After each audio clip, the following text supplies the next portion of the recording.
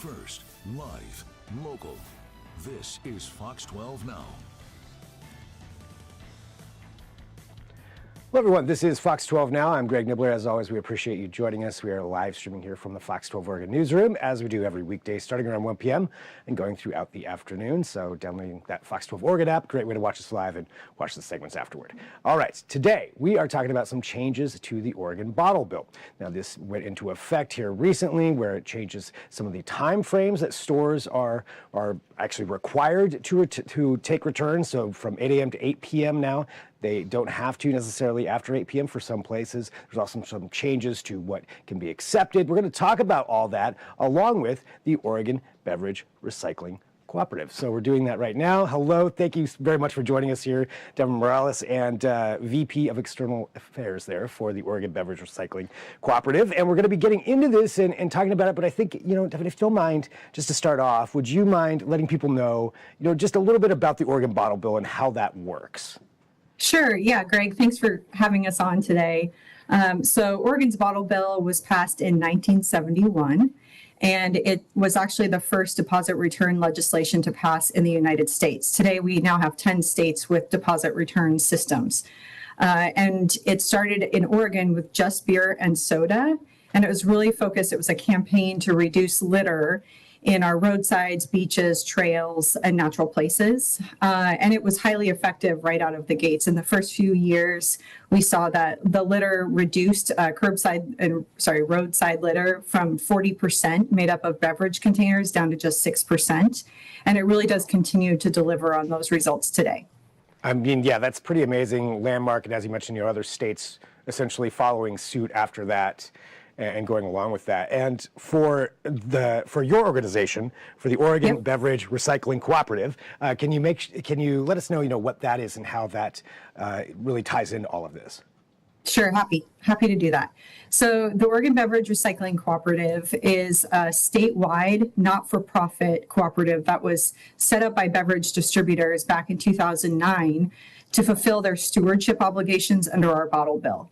And so this includes providing for the recovery and redemption of eligible beverage containers and the recycling of those beverage containers as well. And our mission is to ensure that no resource goes to waste by empowering people to redeem their containers easily, efficiently, and effectively. So really setting all that up for people to do that easily. And I guess, how do you go about that with these you have different centers, I take it, that you bring these into? Yep. Yeah, so to fulfill our mission and in partnership with retailers, actually, OBRC has built out a system that provides unparalleled access to convenience for redemption of beverage containers through our bottle drop network.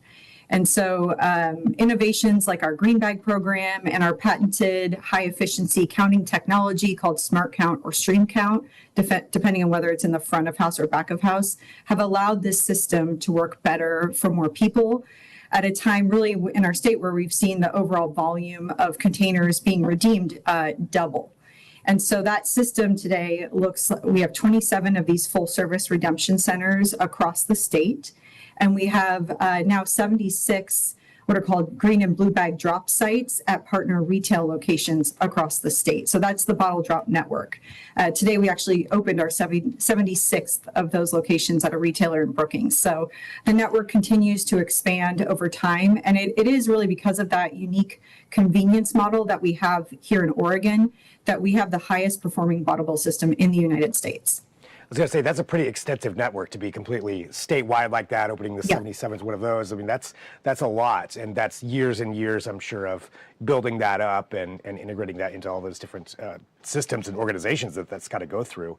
When you're talking about, Oregon being such a huge recycler, or at least as far as the bottle returns, can you give us maybe any kind of numbers that go along with that, just to really understand how that's working here for Oregon? Yep, absolutely. So roughly 88% of beverages are covered by Oregon's bottle bill. They're sold in Oregon.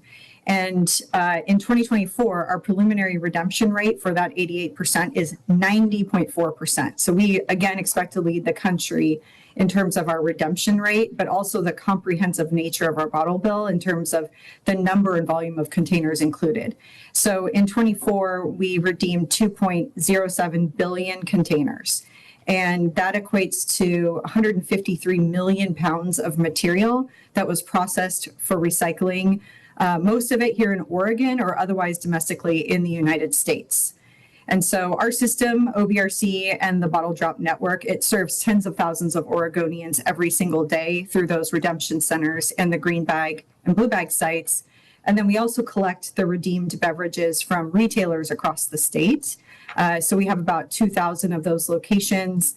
And so we pick up and then we reimburse stores for the redemptions that they've given to consumers.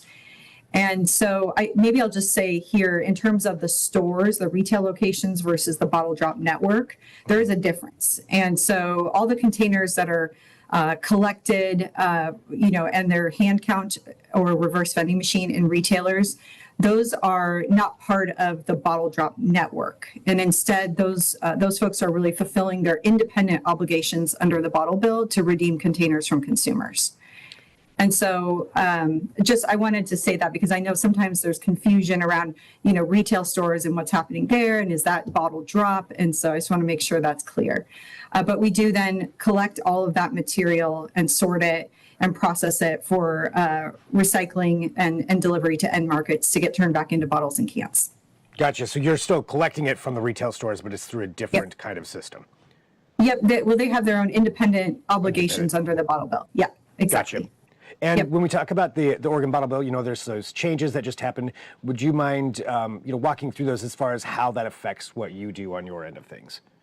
Sure. Yes. So SB 992, I think, is the legislation you're referring to. And then OLCC recently ratified the legislation and passed some temporary rules around that.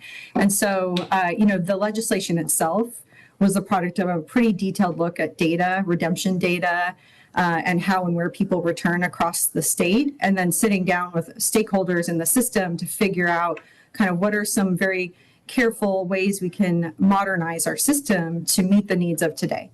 And so, there's a big focus on ensuring that folks continue to have more access to the green and blue bag program.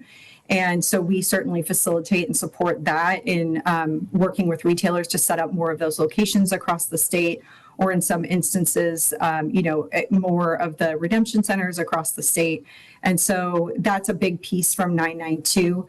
But, in terms of OBRC operations, we wouldn't necessarily expect a significant impact to how we operate to come out of this legislation. It's more about being a partner with retailers and making sure that Oregonians get the information they need about how where they can redeem their containers will shift in these coming months. Gotcha. And when it comes to the actual items that are returnable, the items that they can bring back in, how is that decision made as far as what cans and what kinds of bottles are able to be returned? Yeah, great question. Our legislature determines which beverage containers to include in our bottle bill. And so, again, we've got 88% of beverage containers included. At this point, nearly all of the beverage types are covered by our bottle bill.